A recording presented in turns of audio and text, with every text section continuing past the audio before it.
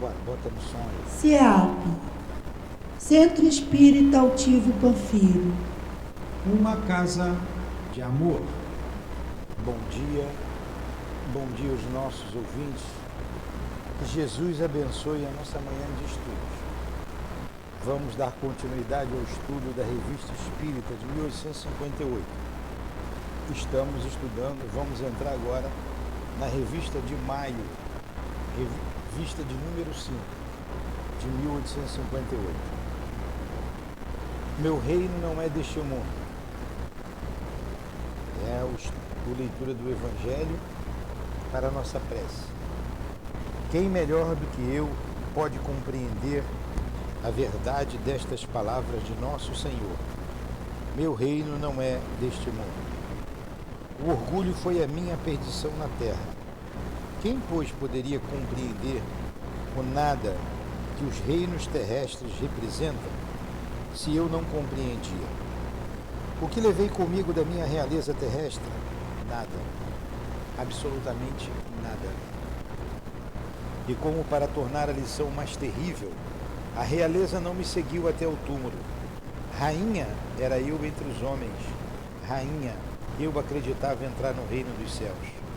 Que desilusão, que humilhação, quando em lugar de ser recebida como soberana, eu vi acima de mim, mas bem acima, homens que eu considerava insignificantes e que desprezava, porque não tinham sangue nobre.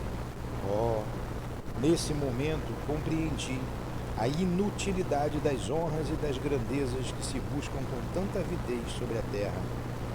Para se preparar um lugar no reino dos céus, é preciso abnegação, humildade, caridade em toda a sua perfeita prática, e benevolência para todos. Não se pergunta o que fomos, qual a posição que ocupamos, mas o bem que fizemos, as lágrimas que enxugamos. Ó Jesus, disseste que teu reino não é deste mundo, pois é preciso sofrer para chegar ao céu. E os degraus do trono não nos aproximam dele. São os caminhos mais penosos da vida que nos conduzem a ele. Procuremos, pois, o caminho entre as dificuldades e os espinhos, e não entre as flores. Os homens correm em busca dos bens terrenos, como se pudessem guardá-los para sempre. Mas aqui não há mais ilusões. E eles logo se apercebem de que se apoderaram apenas de uma sombra e negligenciaram os únicos bens sólidos e duráveis, os únicos que lhes seriam proveitosos na morada celeste, os únicos que poderiam dar entrada a essa morada. Tenham piedade daqueles que não ganharam o reino dos céus e ajudem-nos com suas preces, porque a prece aproxima o homem do Altíssimo, é o traço de união entre o céu e a terra. Não esqueçam, uma rainha de França. E aqui estamos, Jesus, envolvidos na mensagem da nossa irmã, mostrando-nos o caminho da caridade, da abnegação, da humildade, o caminho do trabalho para alcançarmos o reino dos céus, que muito compreendemos hoje o que vem a ser esse reino. Ajuda-nos, compreendendo a doutrina espírita, pautarmos nossas vidas, nossas atitudes nessas palavras sábias que esse Espírito nos direciona. Abnegação, humildade, caridade. Obrigado por tudo, obrigado pela doutrina espírita em nossas vidas, que possamos evocar os nossos guias e benfeitores para nos ajudar, Senhor, em teu santo nome. Então chamamos o altivo, diretor da nossa casa, para nos inspirar. Chamamos Allan Kardec, o patrono deste estudo da nossa revista espírita, a revista que ele escreveu, que ele trouxe os artigos, de Leon Denis, que deu continuidade à doutrina espírita. Enfim, em nome da coluna de espíritos que sustenta o nosso SEAP, dessa rainha de França que com frequência lemos sua mensagem, em nome do amor, em nome do nosso amor do dia, do amor de Jesus e do amor de Deus acima de tudo, é que damos por iniciados os estudos da manhã de hoje. Que assim seja.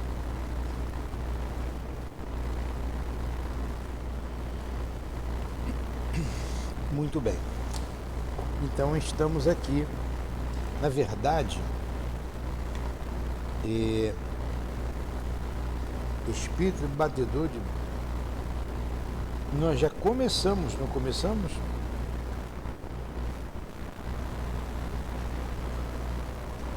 Nós já começamos a revista de maio. Vimos semana passada a teoria das manifestações físicas. Lembra que nós vimos? Foi um artigo muito interessante da teoria das manifestações disso. E agora vamos entrar no espírito batedor de Bergzabern. Eu não sei ler, não sei ler esse nome, pronunciar. Eu vou ler aqui como está escrito. Bergzabern. Bergzabern.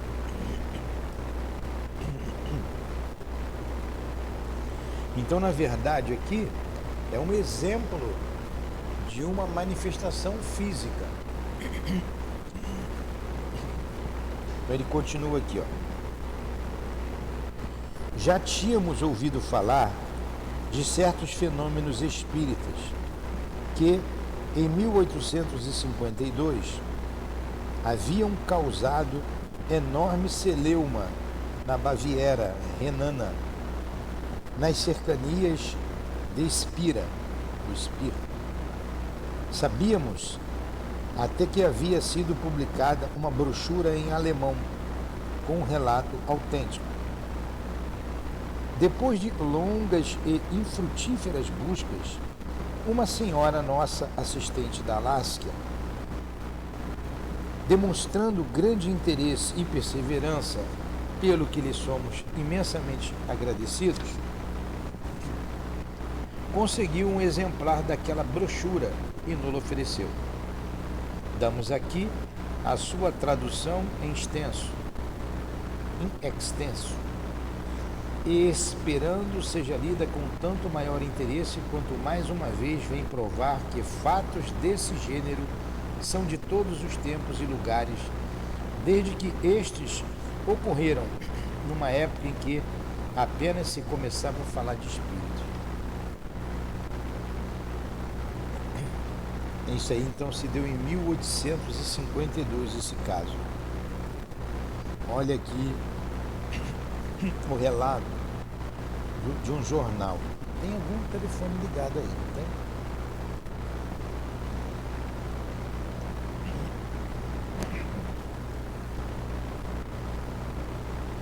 Há vários meses, como Kardec pesquisou ali, lá da Alemanha, a mensagem que nós vamos ler. Há vários meses, um acontecimento singular constitui o assunto de todas as conversas em nossa cidade e suas imediações. Referimos-nos ao batedor, como é chamado, da casa do alfaiate Pedro Sunger. Até aqui, abstivemo-nos de qualquer relato em nossa folha. O jornal de Bergzabern, das manifestações que desde o dia 1º de janeiro de 1852 se produzem naquela casa. Como, porém, chamaram a atenção geral a tal ponto que as autoridades se sentiram no dever de pedir ao Dr. Bentham uma explicação para o caso, e o Dr. Dup de Spira chegou a ir ao local para observar os fatos, não nos podemos por mais tempo furtar ao dever de lhes dar publicidade. Sentir-nos-íamos muito embaraçados se os leitores esperassem de nós um pronunciamento sobre a questão. Deixamos essa tarefa àqueles que, pela direção dos seus estudos e por sua posição, estão mais aptos a julgar o que farão sem maiores dificuldades se conseguirem descobrir a causa daqueles efeitos. Quanto a nós, limitar-nos-emos a simples relatos de fatos, principalmente daqueles que testemunhamos ou que ouvimos de pessoas dignas de fé, o leitor que forme sua opinião. Ela não falou do fato, né? Agora que vai entrar no caso. E caso cumprido, hein? Vamos lá. O que acontecia lá? No dia 1º de janeiro deste ano, de 1852, achou aí? Achou?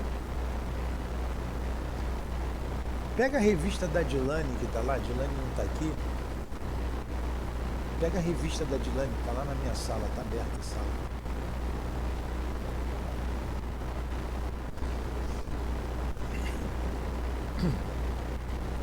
Tem a revista aí, você querendo comprar, ela está sendo vendida por parte, de 58, 59, vende uma a uma. A 1º de janeiro deste ano, em Bergsamberg, na casa de sua residência e no quarto vizinho à sala de estar, a família de Pedro Sanger ouviu um como martelar que começava por golpes surdos e como se viessem de longe e que se tornavam progressivamente mais fortes e distintos. Esses golpes pareciam desferidos na parede junto à qual se achava o leito de sua filha de 12 anos de idade. Habitualmente, o ruído era ouvido entre 9h30 e 10h30. A princípio, o casal não ligou importância. Como, porém, essa singularidade se repetisse todas as noites, pensaram que viessem da casa vizinha, onde talvez um doente se distraísse tamborilando na parede. Logo, entretanto, se convenceram de que não havia tal doente, nem ele poderia ser a causa do ruído. Foi resolvido, o chão foi revolvido, mexeram, né? Revolveram. O chão do quarto, a parede foi derrubada, mas tudo sem resultado. A cama foi mudada para o lado oposto do quarto. Então, coisa admirável, o ruído mudou de lugar e era percebido assim que a menina dormia. Então, nós que estudamos aqui a doutrina espírita, a gente sabe que tem um médium de efeitos físicos e tudo está indicando que é a menina.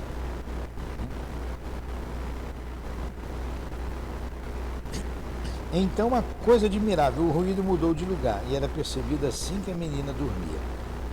Era claro que, de algum modo, a garota participava da manifestação daquele ruído.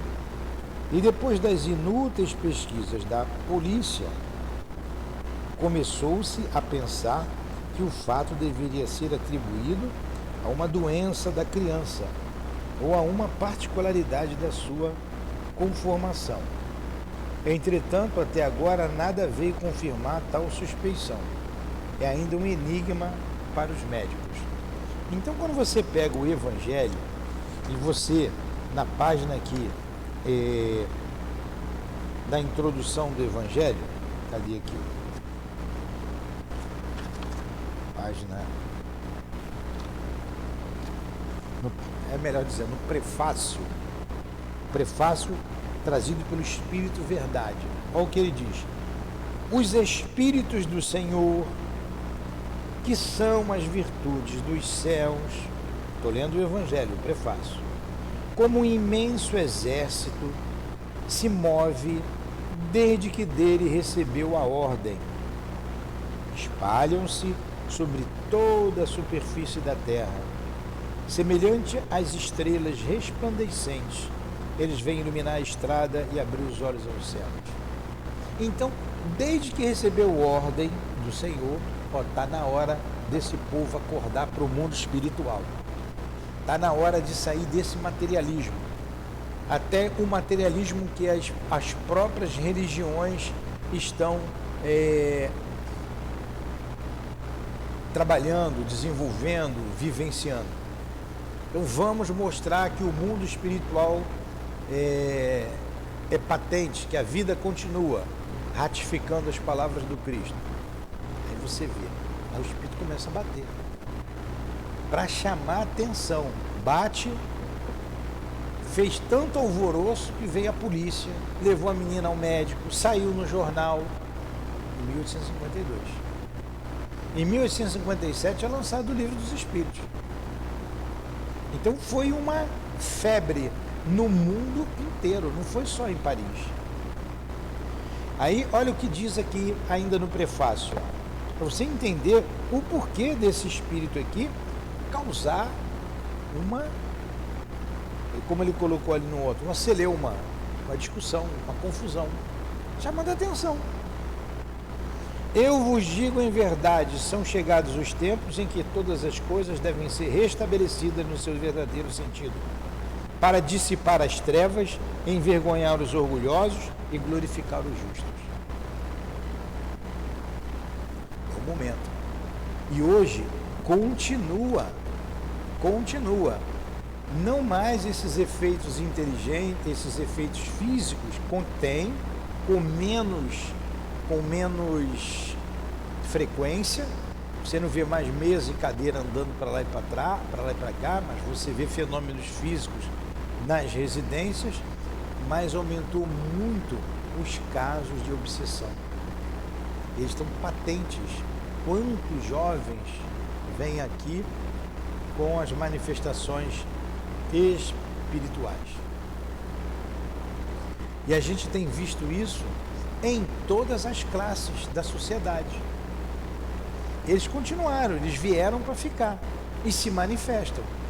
Reencarnam médiuns, médiuns não querem responsabilidade, chega aqui, esquece o trato que fez com seus guias, aí sofre as consequências da ação espiritual. Porque desses fatos patentes, chegou-se à conclusão que os espíritos influenciam em nossas vidas de maneira tão frequente, de maneira que frequentemente são eles que nos dirigem. Então eles vieram de uma maneira mais retumbante e ficaram, continuam. É só observar. É uma casa, é um vizinho que tem um problema e não escolhe, é pobre, rico, toda hora. E essa manifestação física veio de longe, né, lá da Alemanha. As grandes vozes do céu ressoam como um som de clarim. O que é o clarim? Clarim não é o... usava na guerra? O som do clarim. Ó. As grandes vozes do céu ressoam como o som do clarim. E os coros dos anjos se reúnem. Então o som do clarim está em tudo quanto é lugar. Eu estou lendo aqui o prefácio do Evangelho, tá? Já vou voltar aqui para o texto. Homens, nós vos convidamos para o divino concerto, que vossas mãos peguem a lira, que vossas vozes se unam, e que em um hino sagrado, elas se propaguem e vibrem em toda a extensão do universo. Olha aí o espírito batedor de Beckett, aqui dentro, como ele, tantos outros, em todos os lugares, nos Estados Unidos, na Europa, nas Américas. Kardec recebia carta de tudo quanto é lugar. É tão pequenininho esse prefácio, tão profundo, tão interessante. Ó, 4 parágrafos pequenininhos. Ele termina dizendo: homens, irmãos que nós amamos, homens, irmãos que nós amamos, estamos próximos de vós. Amai-vos também uns aos outros e dizei do fundo do coração: fazemos as vontades do Pai que está no céu. Senhor, Senhor, e podereis entrar no reino dos céus. Isso aí. Está no Evangelho, no prefácio. Aí a gente continua aqui com o espírito de Bergsman. Com a espera, causou lá na Alemanha, na cidade, né? Polícia, vizinho, leva a menina ao médico, ela está doente, o médico não tirou conclusão nenhuma, ela não tem nada. Veio ou não veio para chamar atenção? Está entendendo, cara? Agora, com a espera, a coisa se desenvolveu. O ruído prolongou-se por mais de 1 hora. Os golpes eram vibrados com mais força. A menina mudou de cama e de quarto, mas o batedor se manifestou nesse outro quarto, debaixo da cama, na cama e na parede.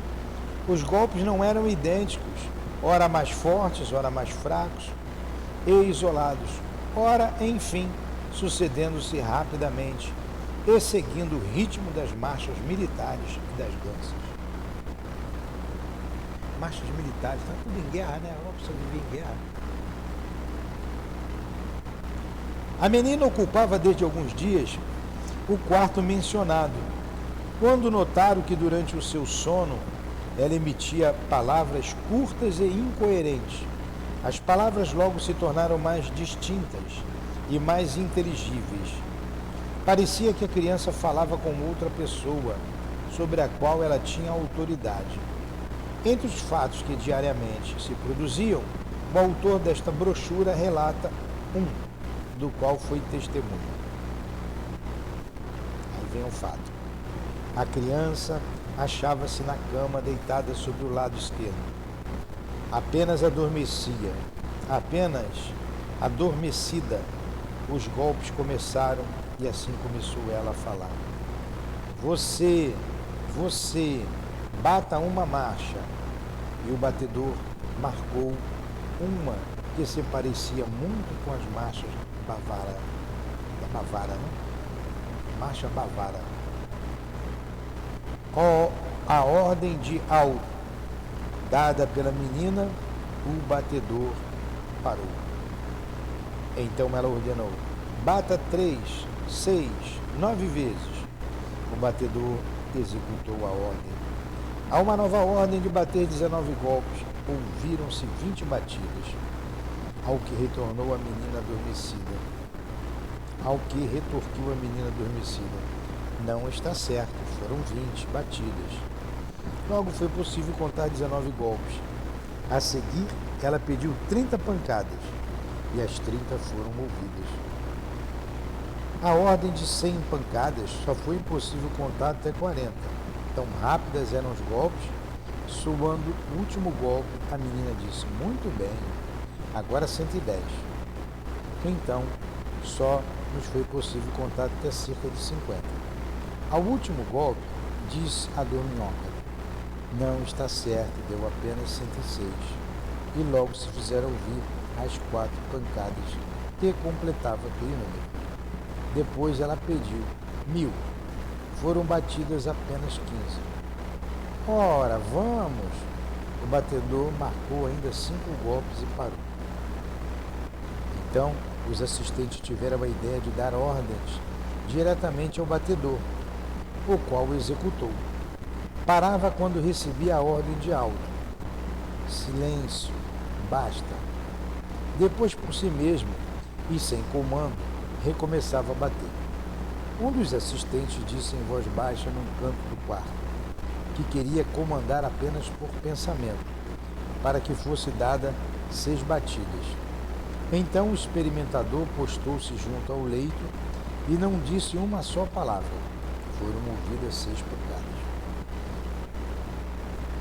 Ainda por pensamento, foram pedidas 4, e os 4 golpes foram ouvidos.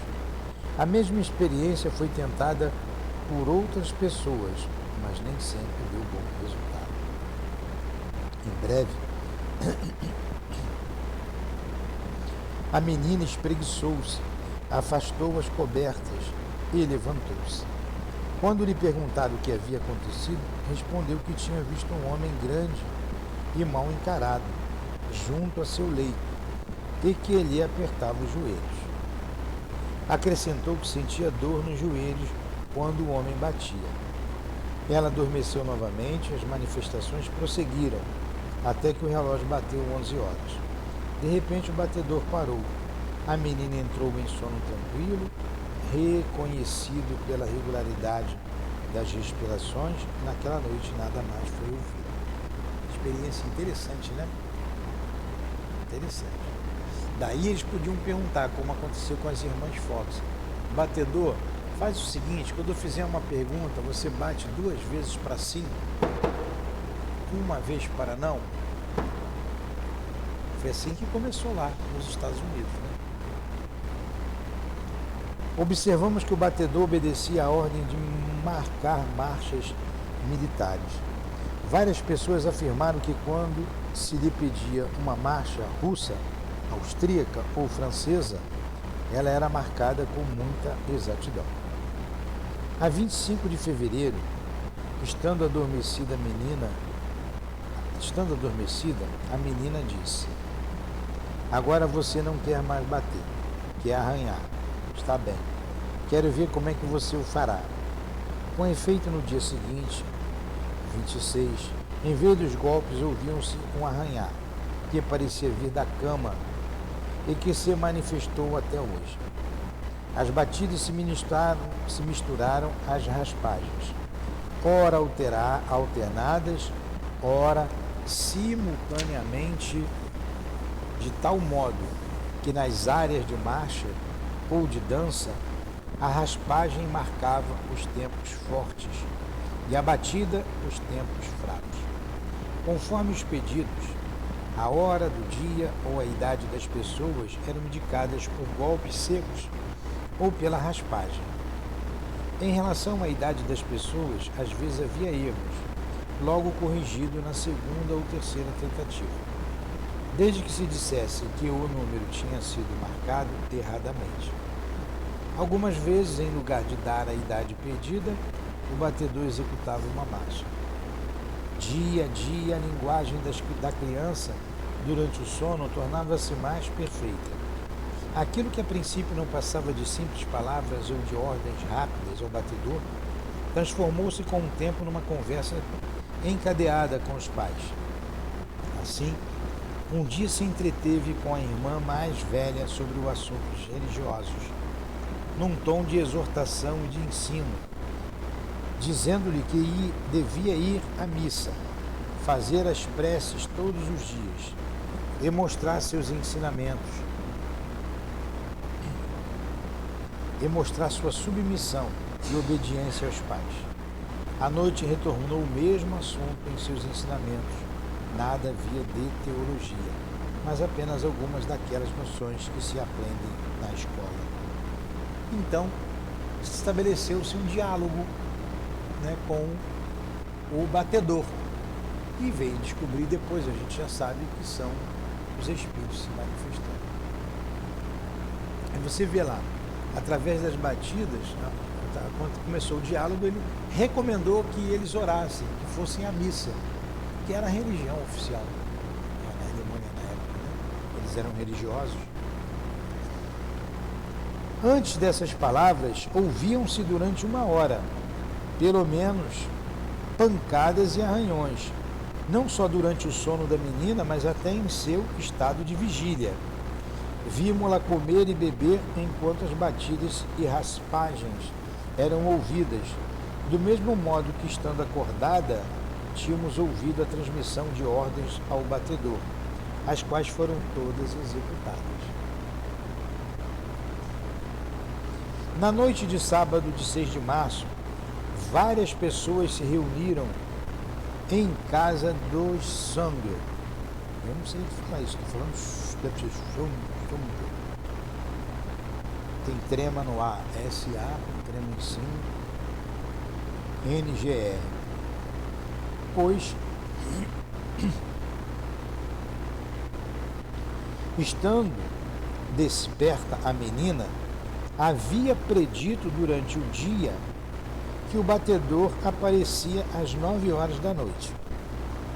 Ao bater esta hora, 4 golpes tão violentos foram desferidos na parede que os assistentes se assustaram.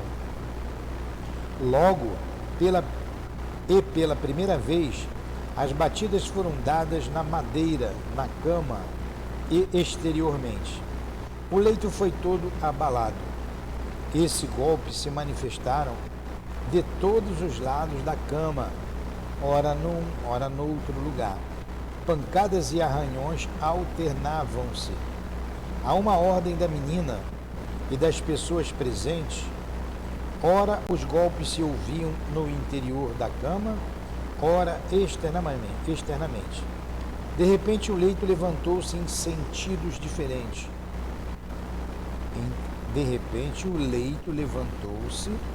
Em sentidos diferentes, enquanto os golpes eram desferidos com força. Quer dizer, a cama se levantou, né? Mexeu para lá e mexeu para cá, e as batidas continuavam. Mais de 5 pessoas em vão tentaram repor o leito no lugar, e quando desistiram da tentativa, ele ainda se balançou por alguns instantes, depois do que tomou a sua posição natural.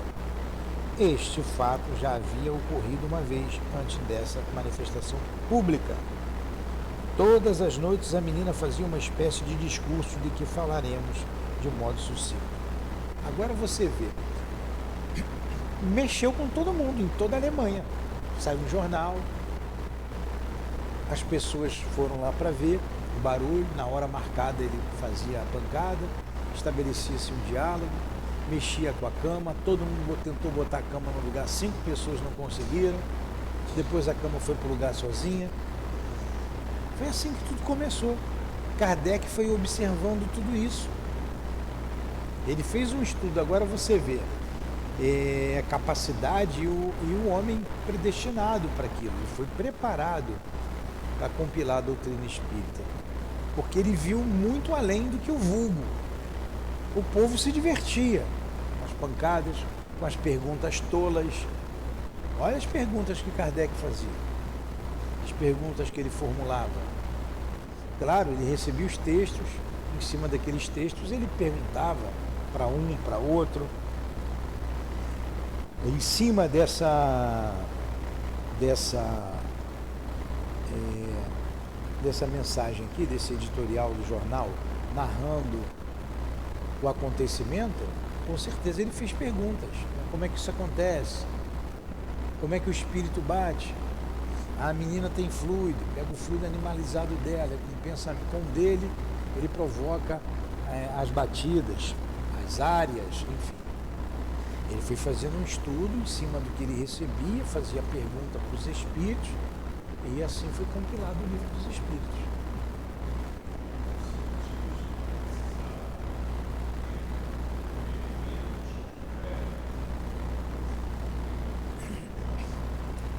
Kardec não era cientista. Kardec era um professor, um pedagogo, escritor, poliglota, um homem de ciência, você pode dizer isso, mas ele não era cientista. Então, um homem muito inteligente, pesquisador. Então, ele analisou os fatos e, com a sua inteligência, ele foi concluindo. Analisando um texto desse, quantas perguntas podem ser feitas em cima desse texto? O que provocava essa pancada? Por que era só com a menina? Por que naquela casa e não outra casa? Você vai perguntando, você vai tirando as conclusões. E ele tinha ao lado dele São Luís. E muitas vezes, quando o espírito não respondia corretamente, São Luís corrigia a resposta. Ele estava amparado pelo Espírito Verdade. E para nós, sendo ou não sendo, mas a gente conclui, isso também não vai se for um outro espírito, não vai influenciar em nada, mas nós concluímos que é o próprio Cristo. Porque, como ele disse, venham como outrora aos transviados filhos de Israel. Então ele coloca ali, como outrora lá na Palestina, né, não está aqui no capítulo 6 do Evangelho. Então o Espírito, ela assina Espírito Verdade, e a gente chega à conclusão que é ele mesmo. Olha só. Olha o que ele diz aqui. Eu acho bonita essa mensagem. Aqui, a vinda do Espírito de verdade. Ele é o responsável por tudo isso. Olha o que está no capítulo 6, item 5 do livro do Evangelho. Como em tempos passados, entre os extraviados filhos de Israel, venho trazer a verdade e dissipar as trevas. Escutai-me. O Espiritismo, como a minha palavra em tempos passados, olha só, quem foi que falou em tempos passados? Jesus. Que alguns dizem que não, então, mas não tem problema, isso aqui não é para si. Mas está bem claro aqui, ó. O Espiritismo, como a minha palavra em tempos passados, deve lembrar aos incrédulos que acima deles reina a verdade imutável. O Deus bom, o Deus grandioso, que faz a planta germinar e as ondas se levantarem. Revelei a doutrina divina como um ceifeiro, juntei em feixes o bem espalhado pela humanidade. E ele prossegue aqui, e disse, vinde a mim todos vós que sofreis. Quem que falou, vinde a mim todos vós que sofreis? Não foi Jesus? Então, a gente conclui daqui, né, com a minha pequena inteligência, e o Espírito Verdade, porque ele assina lá embaixo, ó, o Espírito de Verdade. É o próprio Jesus Cristo. Então Kardec analisou com critério e tinha toda a proteção do Espírito de Verdade. Vamos continuar. Antes de mais nada, é preciso notar que ela, assim que baixava a cabeça, logo adormecia e começavam os golpes e as arranhaduras. Com as batidas, ela gemia, agitava as pernas e parecia sentir-se mal. Já o mesmo não acontecia com as raspagens. Chegado o momento de falar, a menina deitava-se de decúbito dorsal. O rosto tornava-se pálido, assim como as mãos e os braços. Acenava com a mão direita e dizia, vamos, venha para perto de minha cama e junte as mãos. Vou lhe falar do Salvador do mundo. Então cessavam batidas e arranhaduras e todos os assistentes ouviam com respeitosa atenção o discurso da adormecida. Falava com vagar e de modo muito inteligente, em puro alemão, o que surpreendia tanto mais quanto mais se sabia que ela era menos adiantada que seus colegas de colégio, o que certamente era devido a uma doença dos olhos que lhe dificultavam o estudo. Suas palestras discorriam sobre a vida e as ações de Jesus desde os 12 anos, sua presença no templo entre os escribas, seus benefícios à humanidade e os seus milagres. Depois entretinha-se em descrever os seus sofrimentos e censurava duramente os judeus por terem crucificado a Jesus, apesar dos seus atos de bondade e de suas bênçãos. Olha quanta coisa, né? A menina adormecia e ela usava o corpo para falar. O que chama-se isso? Chama-se de que isso? Sonambulismo. Ela, em estado sonambúlico, falava com uma inteligência muito acima do que ela tinha no seu estado de vigília. E discorria sobre o Evangelho. E tudo mostra aqui que ela tinha uma ascendência sobre esse espírito. Uma ascendência moral. Porque o espírito a obedecia. E quando ela falava do Evangelho de Jesus, sobre a vida de Jesus, até o espírito se calava, parava de bater.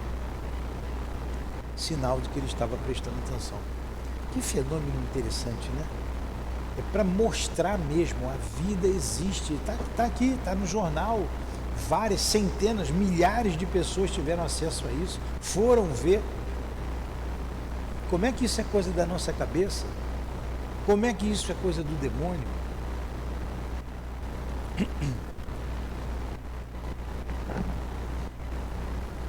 Vamos lá.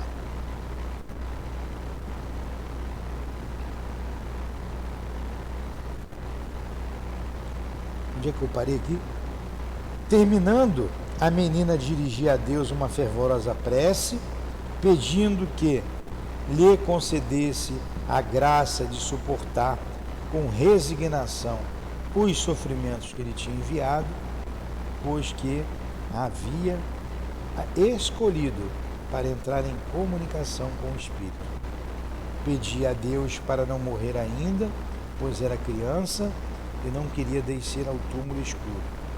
Terminadas suas prédicas, recitava com uma voz solene o Pater Noster, quer dizer, o Pai Nosso, e dizia: agora você pode vir. E imediatamente recomeçavam as batidas e arranhaduras. Ainda falou 2 vezes ao Espírito, e a cada uma delas parava o batedor.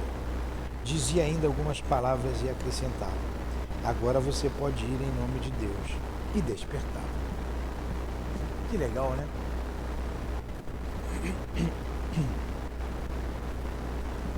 Durante estas palestras, os olhos da menina ficavam bem fechados, mas os lábios se mexiam. As pessoas mais próximas do leito podiam observar-lhes movimentos. A voz era pura e harmoniosa. Despertando, perguntavam-lhe o que tinha visto e o que se havia passado. E ela respondia: o homem que vem me ver, onde está ele? Perto de minha cama. As pessoas perguntavam: o homem que vem me ver, onde é que ele está? O homem que vem me ver, onde está ele? Resposta: perto da minha cama, com as outras pessoas. Viu as outras pessoas? Vi todos os que estavam perto da cama. É fácil compreender que tais manifestações encontrassem muitos incrédulos. Chegou-se mesmo a pensar que toda essa história era pura mistificação. Olha aí, sempre temos cabeça de bagre, né? Os descrentes, os que sabem tudo, os pseudo-sábios, né? Os religiosos de gabinete, os teóricos, teólogos teóricos. Aí sempre surge, né? Chegou-se mesmo a pensar que toda a história era pura mistificação.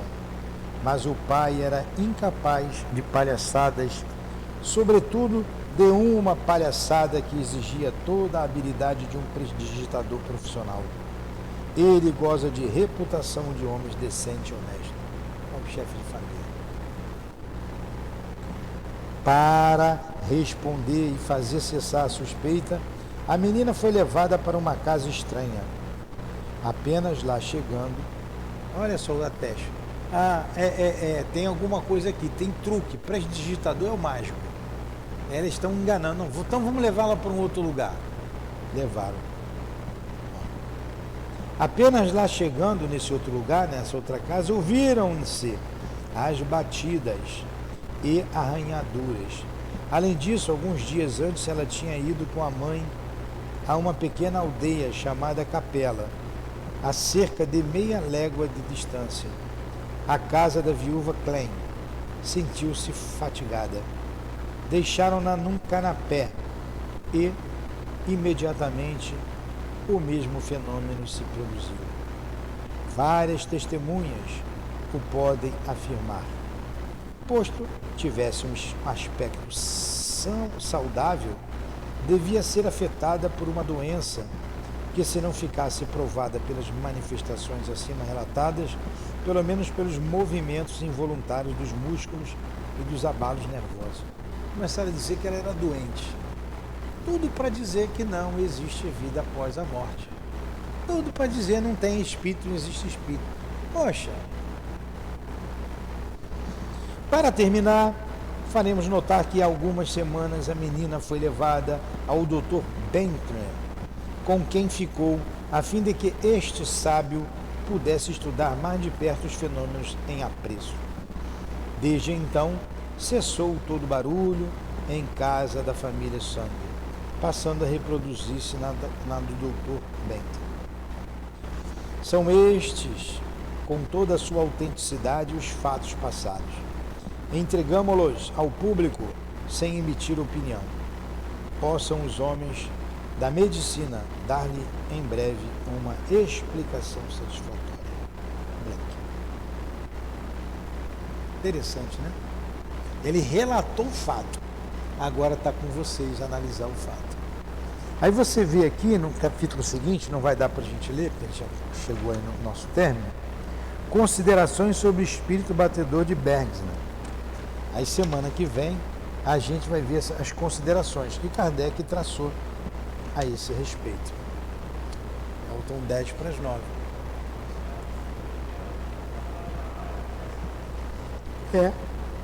Porque ela era o médium que tinha o fluido.